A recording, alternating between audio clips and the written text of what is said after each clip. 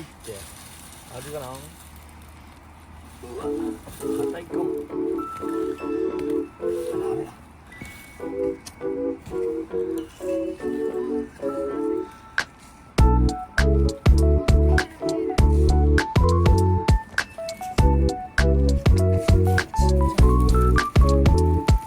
あれ？ダメだ。あ、痛い痛い痛い痛い痛い痛い。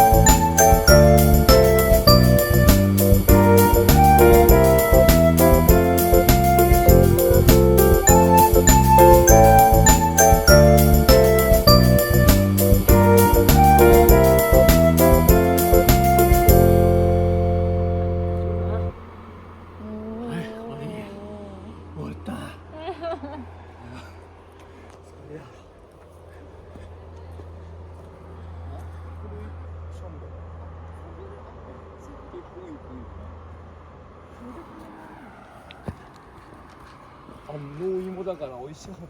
美味しいやつだ。そこが一番それが綺麗な形どれ？一番右のやつ？これ？一番綺麗な形。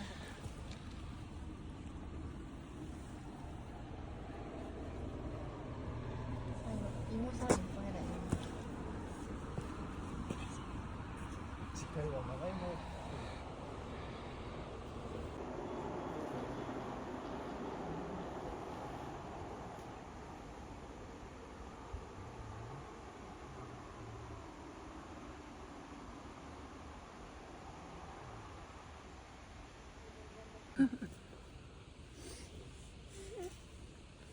ふふん寒いんじゃない？うーし、分かった、もう終わり。